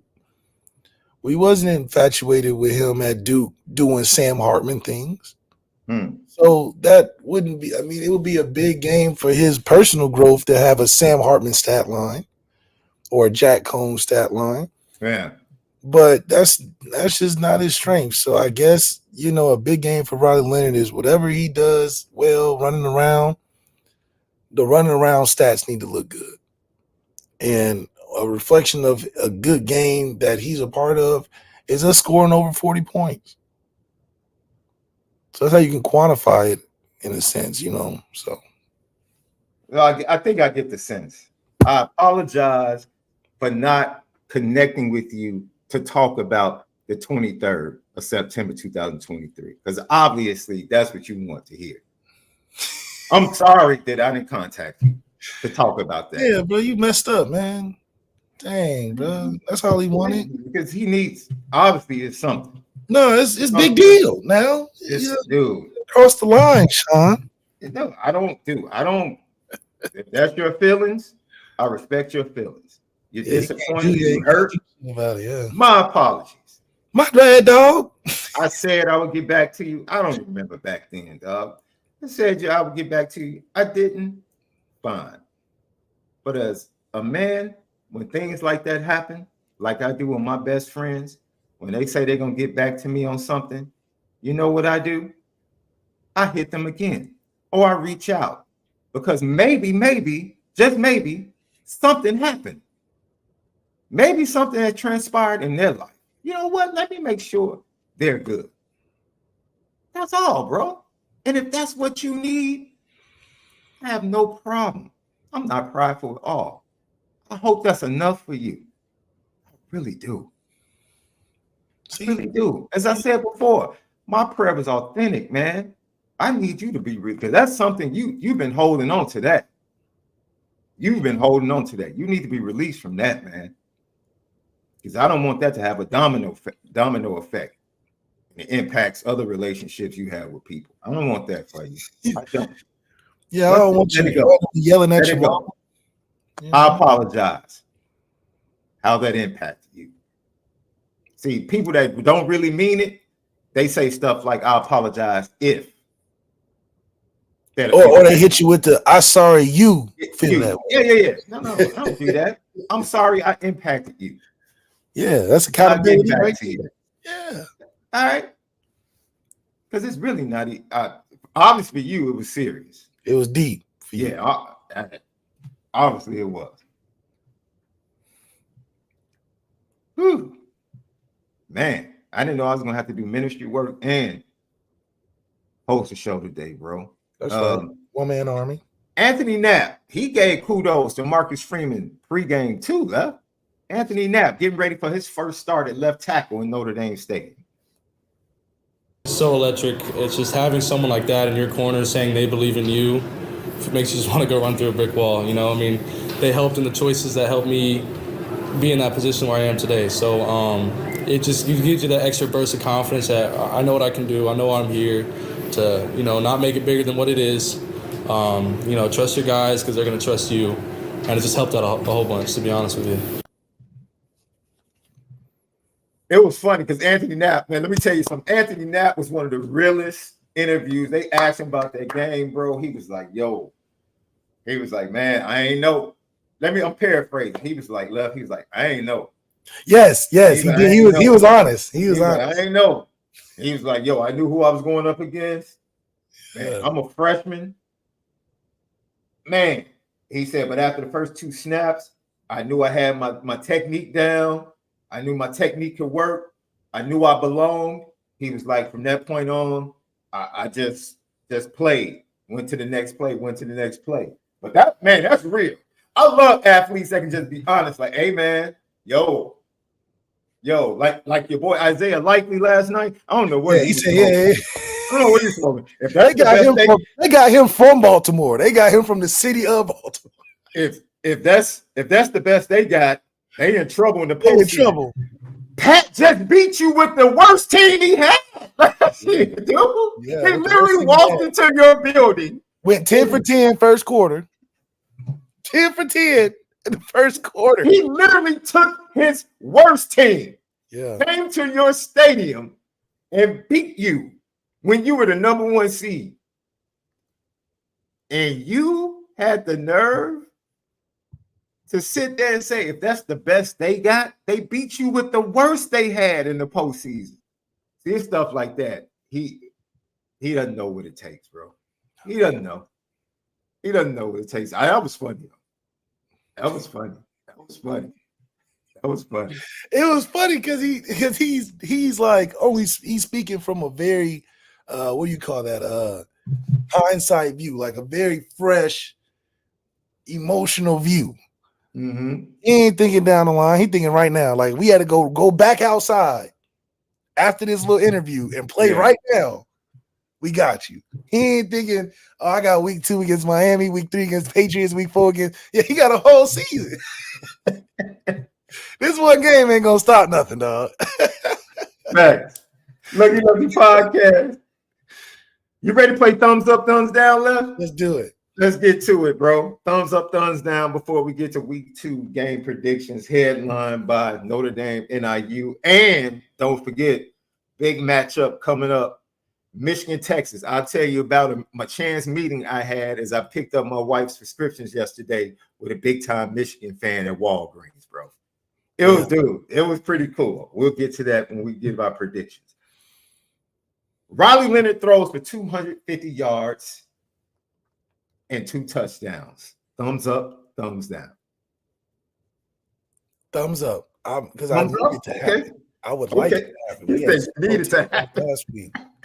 Jesus Christ. So, yeah, if you go crazy, you balance the scales. We try to get you to New York. You need it like a fat kid needs cake? Yeah, Denbrock's like, bro, I'm trying to get you to New York. You starting off terrible. 0? Yeah. Get you 4,500 yards, 40 touchdowns. That's Heisman. I got Marvin Bell. He says thumbs up. All right. That's like an automatic. It's a forced thumbs up. Because if it's thumbs down, then shit, we're not doing what we're supposed to do. And then also 200 yards combined for the running backs. 200. They had 198 against Texas A&M. Thumbs up, thumbs down. Thumbs up. We should get 250. We should get something. Jeremiah love Jadarian Price. You got thumbs up over 200? Yeah, we should be up there. NIU quarterback Ethan Hampton threw for 5 touchdowns against Western Illinois. Thumbs up, thumbs down. Ethan Hampton would throw for 2 touchdowns against Notre Dame. Thumbs down. Okay, that's a thumbs down for Hampton. Coming off a hot day against Western Illinois. No way. Last week, one of your keys was to hold the backup running back, E.J. Smith, Emmitt Smith's son, under 100 yards. Notre Dame did that. This week, backup running back for NIU, when Notre Dame hold him under 50 yards.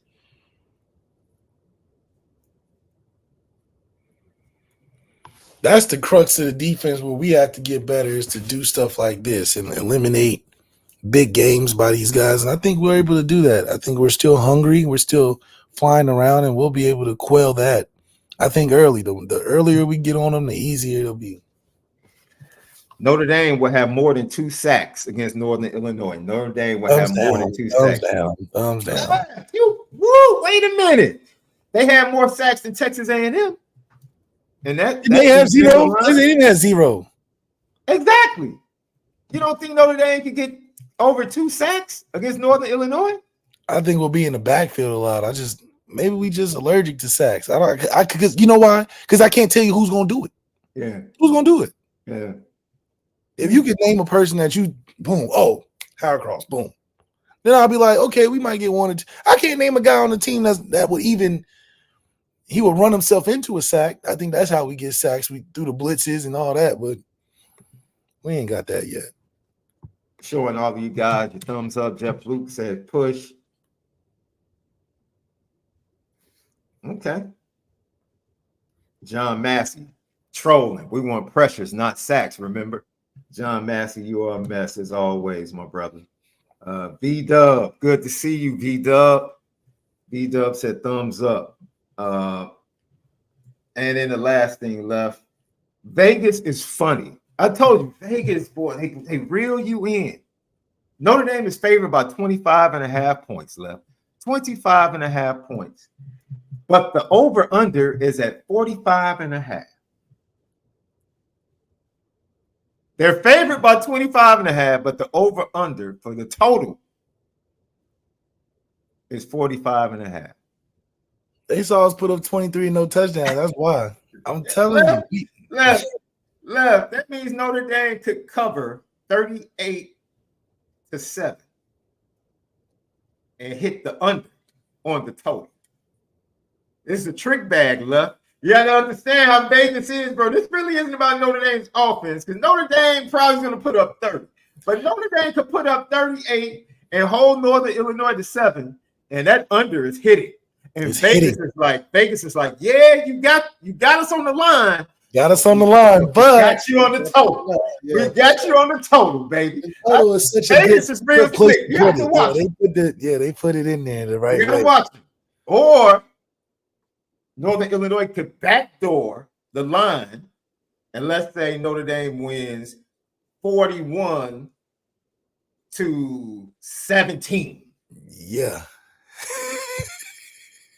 The problem is can we score enough? And hits the over, Yeah, right? it's over, Because yeah. you take Notre Dame, let's say you take Notre Dame winning and you take the under. Now, you lose that bet. Dude, Vegas is, I told everybody, when they start flipping the line for Texas A&M, I'm like, they're trying to reel you in. Trying to reel you in. They trying to reel get you. in. Don't fall for it. Don't fall. And that money kept coming in on Texas A&M. I'm like, oh, people are falling for it. People are falling for it. And they hit the under. And it's the under. Well, I mean, you know, the last game just put me off so much because the potential to score more is there. We know that. Defense not allowing too many points is there. Mm-hmm. We know that. But the gap is too far in between. Like you said, it could easily be 7-38 and still lose. Are we a 40-point plus team this week? I don't know, because I think that NIU would take enough clock off to where we won't get to that number. Do you think they're going to try to limit the possessions? Not limit possessions necessarily, but they're a running team. Like, I mean, they eye formation, they'll run the football. So that time naturally is knocked down a little bit. And we haven't looked like a team that's scoring in one or two plays yet. Yo, so I just thought about this. You did the Northern Illinois game. Tulsa game, yeah. The day of the Ohio State game. And came down and saw the You came and you drove and picked me up. Yep, and we went to the game. We drove to the Ohio State game. I forgot you did Northern Illinois the same day. I had to scout for a year in advance. That's all. I was scouting a year in advance. Yes. They had that Lombardi kid at quarterback who ended up getting on the team. It's crazy. Like, nepotism is real. He transferred from Michigan State. Yeah, but nepotism. I just think that if Lombardi, Ethan Hampton's a much better quarterback. Ethan Hampton's a much better quarterback than Rocky Lombardi. But if Lombardi can get a job in the league, Shador should be number one. If we work in nepotisms. Ooh, I can't wait to see Shador and Rayola prime time tomorrow night. Ooh. Oh, it's a night game? Yes, sir. They must have changed it to a night game. Yeah, that prime time, baby. Nebraska, Colorado. I can't wait for that. I can't, because Dylan Rayola did look good last week. Who they play? He dropped some great throws, though. You know, Nico, bruh. I'm watching Nico against North Carolina State. Kay Gibbs is going to come on with us for the postgame show to talk about Nico. He's got to, because I am interested in seeing how Nico does. Against that defense. I'm not convinced. I'm not convinced that Nico is going to live up to the hype. Yeah. I think he's more of a DJ Uongale than anything. Yeah, I'm very interested. Nico has some throws against the show Read and React on SEC Network with Cole Kubelik and what's the brother, the safety from he played safety at Alabama, dude. Played for New Orleans. Roman Harper. Roman Harper. Super cool dude if you ever meet him, bro. Roman Harper's dope, man. He's a coach now, isn't he? I know he works for the SEC Network. Is he coaching? I don't know. I thought he was coaching. Oh man. Yeah. I'm talking about one of the most down to earth. Played in the league for like 10, 12 years. And make you feel like, man, like, yo, he ain't too big. You know, you get around some of these cats that's on TV and they act like they superstars. It's like, fam, come on, man. He's a very down-to-earth brother, man. And they have a great show, Read and React. He highlighted some of the throws that Nico made, just literally like zinging the ball past the ear hole of the defender. Like, the dude's not even open. He ain't open. Nico just made him open with this throw. Man, if I could suggest for any fan, if I could suggest a show for you to watch, if you love college football, watch Read and React. They do a fabulous job of breaking down film. Fabulous job each and every week. Let's get to it, Left. Week 2, Notre Dame, Northern Illinois. What's your score? I got us 45-10. 45-10. So, all right. So you taking the man. They hitting the line and the over. All right. Left. But we're easily a 34-point team too. I'm only saying 45. I'm hoping and wishing we have the capability to score that much because we have it on the roster. Realistically, we're a 34-36 team tomorrow on Saturday. I think all included, Riley's still getting comfortable, and his skill set is just got to activate, man. It's just got to activate. So I think I'm betting 45. I'm good with 45. However, I do think we're in the 34-36 range at max potential right now. I think all season long, this Notre Dame defense, if you're going to get them, you have to get them early. If you don't get them early, you're in trouble, because I think they're going to be very much like a boa constrictor. They're going to tighten and tighten and tighten as the game goes on. So you got to come in with a great clean sheet, a great 15-play script, take advantage of them early while they're getting used to your offense. I think Northern Illinois, because of all the eye candy they give, all the jet motion action, all the counter action away from where the play is actually going, and in the wheel routes, I think they might hit one or two, get in scoring range, and might be able to cash it in early. But to be able to consistently move the ball on this Notre Dame defense, I don't think they find success doing that. 41-13. 41-13 Notre Dame. 41-13. You got them, their offense just as good as Texas A&M? Quarterback is just as good in my opinion. You know what I think about Connor Wegman. And What's so funny, when you said that, I went to go look up.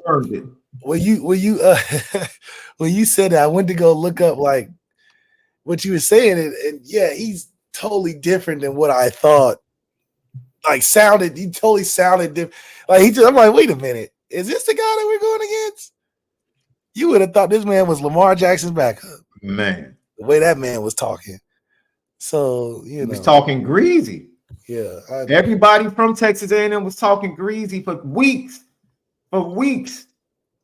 leading up to the game. Weeks.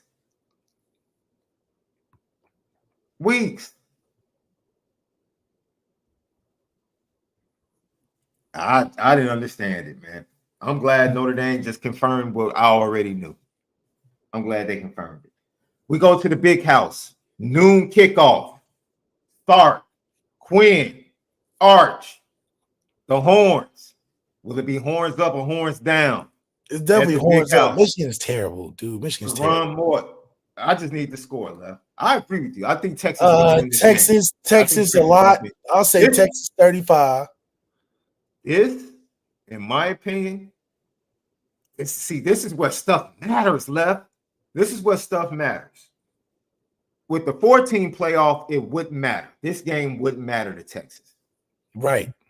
They still can win the SEC championship and get to the 14 playoff. This game matters. This matters because Texas wants to be one of those top 4 get a bye teams. They have to win this game. Yes. To be one of those teams, in my opinion. They still can be. I think if you win the SEC championship game, you can still be. I think you automatically get a top 4. Yeah, you win the SEC championship, you get it. But if they don't win, then this loss could come back to bite them the same way down the road that LSU lost to USC for an at-large bid could come back to bite them, and it helps USC. Big game. Can't overlook Michigan. I'm going to go 31-23 Texas. 31-23 Texas. No. I'm with 27-23 Texas. That's too. I'm disrespecting the Michigan defense. I actually think the Michigan defense is going to be pretty good. No. You have to remember, mostly freshman receivers, new receivers. They have a lockdown defensive back. They have a very good secondary. Johnson, yep. So, and in the front 7, I think they can control that run game in the front 7. Michigan only chance is to take advantage. If you watched the Texas game last week, they had problems stopping the run because they had to replace 600 pounds in the middle of that defense on the defensive line. They have some good players, but they don't have those two dudes. So if Michigan can establish the run and force Texas to have to take advantage of every possession, and then the weather plays in it. It's supposed to be a nice day early tomorrow, so the weather shouldn't be a problem. But yeah, what's your score? I got 28-21. Okay, I got 28-23. I just think that Michigan offense, they just not gonna give me enough points to get them anything over 21. And then Texas, yeah, they won't score 40, but they'll be closer to the 30s, maybe 34 if they do it right. But it's at Michigan, right? Mm-hmm. So I mean, Texas should be obviously the winner. Maybe we're talking a 10-point, 13-point game. So 34-21, I If say. they were playing in Austin, I would have a double-digit win definitely for Texas. Okay. People, the big house means something, bro. Means what? That environment means something, bro. Not when you ain't got no quarterback. You don't think, wait a minute, hold on. You don't think that environment meant something for Notre Dame? If Texas A&M came up to South Bend last week, how bad did they lose? Oh, probably just another touchdown, maybe. That's what I'm saying. Yeah. That's what I'm saying. So that's the flip of this game being in the big house as opposed to down in Texas. I think it is going to be at least a 3 to 4 point difference in this game, opposed to it being on the road or on a neutral field. Boise State, Oregon, sneaky game of the week left. I didn't like the way Oregon looked in that game against Idaho, bro. It was giving up a lot. Boise State's one of those teams. They can sit there often and make it a little bit tougher. I got Boise making it close. Maybe like it comes down to the last quarter. Mm-hmm. That running back had 6 touchdowns last week, so that's got to mean something. And Boise went crazy last week. Boise always plays well against ranked teams. Like they've always been a good, formidable opponent. They've never been like the team to just get mollywopped. It's always been close, or they've won. They ain't even been like they've lost that many times. They literally won tight ranked games that nobody's expecting them to do. So they'll show up. But Oregon will win. I think they just got the overall better program. But it'll be close. I think Oregon wins by 7. Yeah. Tennessee goes up to North Carolina State at night. Nico Imaliba looked impressive. Looked very impressive. How do you see this one, Left?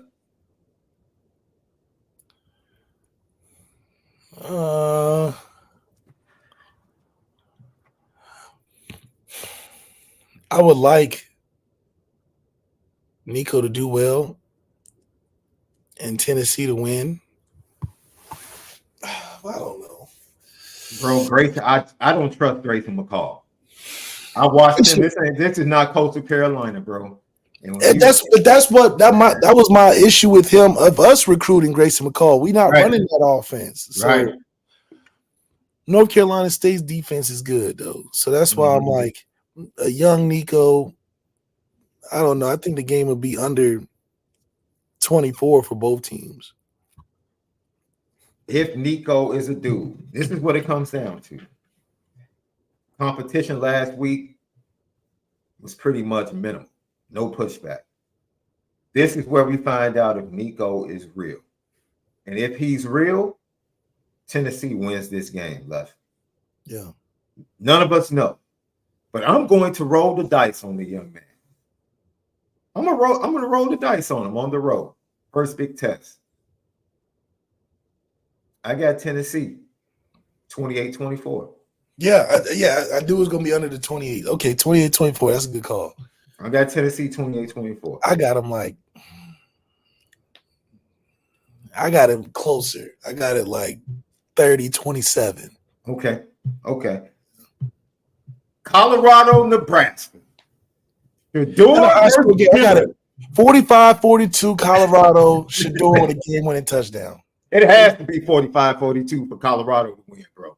Has to be. Has to be. Because that defense winning. their defense It's is a not close game because their defense will give it up. See a lot of points being scored. 45-42. Colorado walks away. It's Shador time.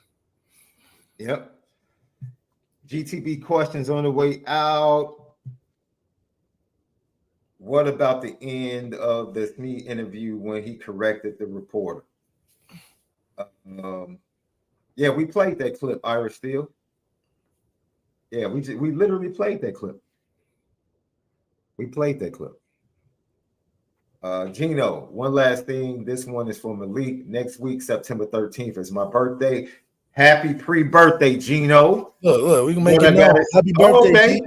He said, what do I have to do to get you to pull up to the game and watch against Purdue and Tempe? No, I'm down there. I'm down there at the Boondocks. It's the Okay. It's a spot called the Boondocks. It's a nice little spot. The last game watch they had at this middle of nowhere, but it was really nice. It was 18 putting greens inside. Were they betting though? Huh? Were they betting on the putting greens? No, They got a bar up here. It's a putting greens all around, and they got a bar up top. Cats are up there betting. No, for real. No, it's on the putting greens like they're playing 18. It's crazy. No, seriously, no, they got 18, and there's a big old space. They got all type of terrains and stuff. It's super cool. And then they got the bar up top where they did the game walk last week. Now they're bringing it down in the Boondocks. The Boondocks is a spot. It's okay. It's a lot different. You gotta come out, Sean. It's great. We're trying to do a waste management, the baseball golf tournament. Yeah. Get that at Notre Dame event, get like Notre Dame tent, because that's what Notre Dame, Arizona can offer that a lot of other places can't. Is the waste management tournament. A lot of people play golf, so they like that. Yeah. All right. Lucky Lefty podcast. Hey guys, have a fantastic weekend. NFL tonight. Y'all shady for taking the spotlight away from the high school kids. That's ridiculous. Do better. Stop. Let them have their shine. But enjoy the high school games. Matter of fact, I'll be watching the high school game. Flat out. I'm telling you now. I'll catch the highlights of like the fourth quarter of that Green Bay Eagles game. Matter of fact, I just started watching the Chiefs game until like end of the third quarter, right? Because I was I was like, man, look, I'll tap in later. But you guys enjoy your weekend. Enjoy Notre Dame's victory over Northern Illinois tomorrow. And because it's an early game, our post-game show is going to be tomorrow. It's going to be tomorrow. We'll see you guys tomorrow for the post-game show. And yeah, man, Notre Dame's going to kill it, bro. I already know. Oh, yeah. I expect them to take a big jump from week 1 to week 2. And it's going to be a real happy post-game show. So for Left, SD2 Mics, man, we'll see you guys tomorrow for post-game. And don't forget, players only, go over to patreon.com/Lucky Lefty Network. Every Monday, we post the podcast, the recap and preview for players only, right over there at our Patreon. For Left, SD2 Mics, we'll see you guys. Have a great weekend.